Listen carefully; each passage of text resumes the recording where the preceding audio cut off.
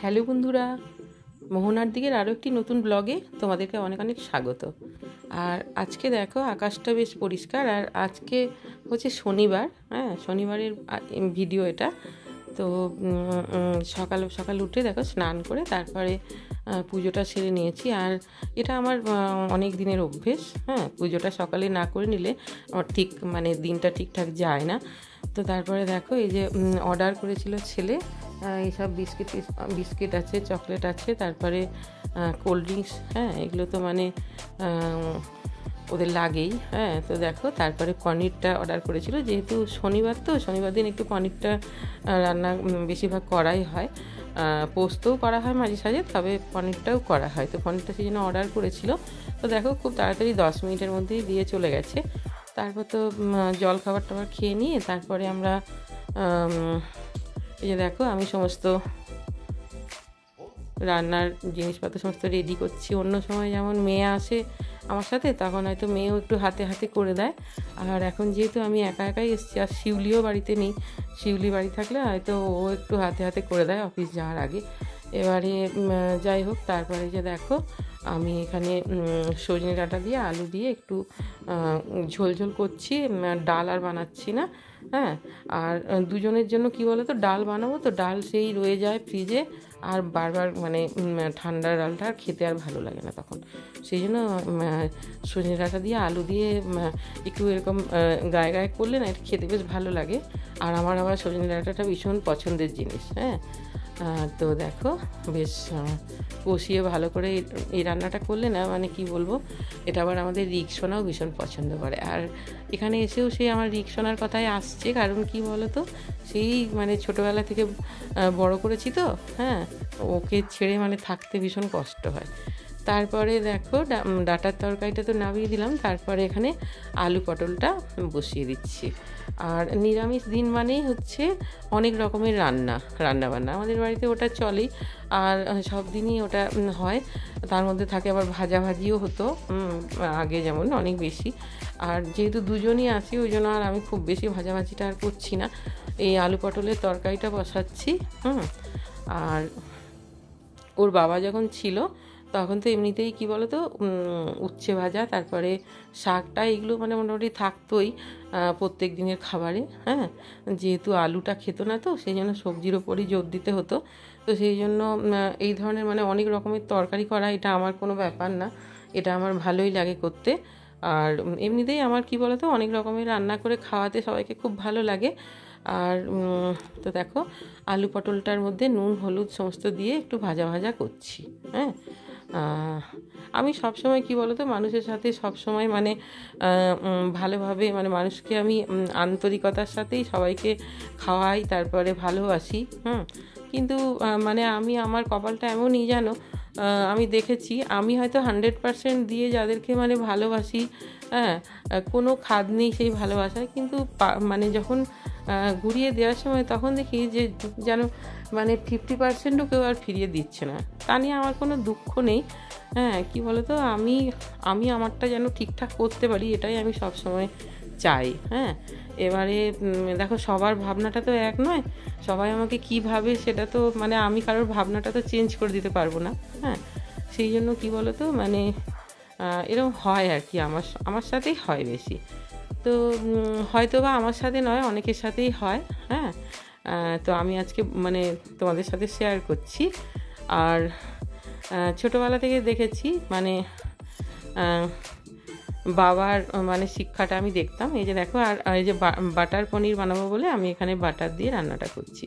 আমার বাবা দেখতাম শেখাতো, মানে আমার ভাইদেরকে সবাইকেই শেখাতো যে কখনো কারোর সাথে খারাপ ব্যবহার করবে না।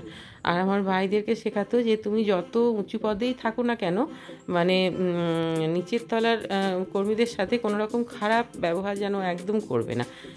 এই শিক্ষাটা দেখেছি আমার ভাইরা সমস্ত নিয়েছে আমার বাবার কাছ থেকে। কারণ কি, আমার মানে সব ভাইরাই খুব বড় বড় পোস্টে আছে। হ্যাঁ, তো দেখেছি আমার ভাইরা যেখানেই পোস্টিং যায় সকলেই তাদের মানে ওদের মানে মনে রাখে আর কি। হ্যাঁ, মানে এক জায়গা থেকে যখন এক জায়গায় মানে চলে যায় না, তখন সেই জায়গার লোক কিন্তু মনে রাখে যে হ্যাঁ হ্যাঁ উনি ছিলেন ভীষণই মানে ভালো। এই ভালো কথাটা যখনই শুনি তখন খুব ভালো লাগে, মনে হয় যেন বাবার শিক্ষাটা ওরা নিয়েছে। হ্যাঁ, তো তারপর দেখো এই যে পনিরটা আমি মশলাটা কষিয়ে তারপরে এর মধ্যে নুন দিলাম, একটুখানি লঙ্কার গুঁড়ো দিলাম। এবার লঙ্কার গুঁড়োটা যে যেরকম ঝাল খাও সে সেরকম দেবে। আবার ঝাল যদি না দিতে চাও এই পনিরটাতে, বাটার পনিরটাতে, তাহলে না দিলেও কোনো অসুবিধা নেই। হ্যাঁ, তারপর দেখো একটু ঢাকনা বন্ধ করে করে এটাকে কষিয়ে নিচ্ছি। আর যেটা বলছিলাম, মানে আমি দেখেছি, মানে আমাদের যে একটা পারিবারিক শিক্ষা আছে না, সেই শিক্ষাতে আমরা কখনো কাউকে মানে তুচ্ছ ভাবতে পারি না। মানে ওটা আমাদের হয়তো ভেতরেই আছে। হ্যাঁ, এটা কিছু শিক্ষা টিক্ষার ব্যাপার না, ওটা হচ্ছে ভেতরেই আছে। হ্যাঁ, বাবা বলতো আগে, সেইটা মানে আমাদের মাথায়ও থাকতো। আর এই যে দেখো তারপরে গরম মশলার গুঁড়ো দিয়ে দিলাম একটু, আর অল্প একটু চিনি দিয়ে দেবো। হ্যাঁ, এটা রান্নাটা একটু মিষ্টি মিষ্টি হবে, যেহেতু এটা বাটার পনির তো সেই জন্য। তো চিনিটা একটু বেশি দিতে লাগবে। হ্যাঁ, আমি এখানে 2 চামচ মতো চিনি দিয়েছি। তো যাই হোক, তারপরে আর আমার কি বলো তো, মানে এই যে ইউটিউবে ভিডিওটা করি, তাতে কি হয়, মানে আমার মানে বেশ এটা আমার একটা বেশ ভালো লাগার জায়গা। হ্যাঁ, সেই জন্য কি বলো তো, মানে এখানে অনেকটা সময় মনে হয় যেন আমি মানে ব্যস্ত থাকি।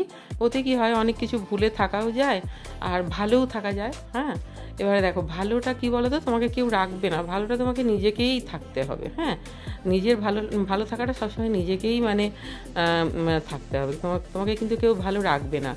তারপর দেখো নামানোর আগে এখানে আমি কাসুরি মেথিটা দিয়ে তারপর নামিয়ে দেবো। তো যাই হোক, এইভাবেই ভালো থাকা। হ্যাঁ, আর তোমরা এই যে খুব ভালো ভালো কমেন্ট করো, তখন সেই কমেন্টগুলো পড়লে না খুবই ভালো লাগে, মনে হয় যেন আরও মানে ভিডিও বানাবো, এরকম একটা ইচ্ছে আসে। হ্যাঁ, তোমাদের কমেন্টগুলো খুবই সুন্দর, আর কমেন্ট পড়তে আমার খুবই ভালো লাগে।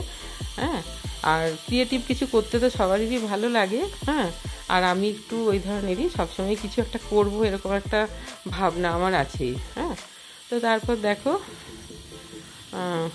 এই যে রান্নাবান্না আমার কমপ্লিট। ভাত হয়ে এদিকে গরম গরম, আর আমি কী বলতো একটু বেলা করেই সমস্ত ভাত বসাচ্ছি, আর 2টো উনুনে করে মানে রান্না করতে বেশিক্ষণ আর লাগছে না। সব কিছু প্রথমে রেডি করে নিচ্ছি। হ্যাঁ, যেহেতু আমার এখন হাতের কাছে তো কেউ নেই, ওখানে যেমন মেদিনীপুরে মেয়ে একটু হেল্প করে, আর এখানে একা একাই করছি। এই যে দেখো পনির হয়ে গেছে, আর বাকি বাটার পনির, এটা যদিও রুটি পরোটার সঙ্গেই বেশি ভালো যায়, তবু ভাতের সঙ্গেও যাবে। আর এখানে ডাঁটার তরকারি হয়েছে আলু দিয়ে, আর আলু পটলের এদিকে তরকারি, আর হচ্ছে আর এমনি ভাজাভাজি করিনি বলতে কি, ছেলে তারপরে এসে বললো যে ভাজাভাজি কিছু করনি, তাহলে আমাকে একটুখানি পেঁয়াজ দিয়ে পোস্ত দিয়ে ভেজে দাও। তাহলে যে পেঁয়াজ দিয়ে পোস্ত দিয়ে একটু ভেজে দিচ্ছি। এটা বেশ মুচমুচে করে বেশ লাল লাল করে ভেজে দেবো, তো হালকা আছে। হ্যাঁ, একটু সময় নিয়ে খেতে খুব সুন্দর লাগে। তো আমার অত সব লাগে না, কি বলো তো, আমার ওই এক তরকারি ভাত হয়ে গেলেই হয়ে যায়, আমার অত সব লাগে না। তো ওদের জন্যই সব কিছু বানানো আর কি। তারপরে এই যে পেঁয়াজ দিয়ে পোস্তটাকে একটু ভাজা ভাজা করে, তারপরে এই যে দেখো ভাত বেড়ে দিয়েছি, বেশ লাল লাল করে পেঁয়াজটা পোস্তটা পেঁয়াজ দিয়ে ভাজা হয়েছে, বেশ খুবই ভালো হয়েছে। আর এদিকে দেখো ডাঁটা আলুর তরকারি, পনির, আর পাকা আম, আর এদিকে পটল আলুর তরকারি, এগুলোই আজকের আমাদের দুপুরের খাবার। হ্যাঁ, তারপরে আবার একটু রেস্ট করে নিয়ে আবার রাত্রের খাবারের ব্যাপার। তো দেখো আমি এই যে আটা ময়দা দুটোই একটু মানে হাফ হাফ নিয়ে মেখে নিয়েছিলাম। তারপরে এখানে পরোটা গরম গরম বানাচ্ছি, আর পনিরটা তো রাত্রের মানে জন্য একটু রেখেইছি, অতটা তো খেতে পারবো না দুজন মিলে। হ্যাঁ, তো সমস্ত তরকারি আছে, তবে ও আর অন্য কিছু খাবে না বললো, পনির দিয়ে আর মিষ্টি দিয়ে পরোটাটা মানে খেয়ে নিল আর কি। আর এটাই আমাদের রাত্রের খাবার। তো আমার আজকের ভিডিওটা তোমাদের যদি ভালো লাগে তাহলে অবশ্যই একটা লাইক দিও, কমেন্ট করো, আর আমার চ্যানেলে নতুন বন্ধু হলে অবশ্যই চ্যানেলটাকে সাবস্ক্রাইব করে দেবে। কেমন? সবাই খুব ভালো থাকবে, দেখা হবে আরও একটি নতুন ব্লগে। বাই।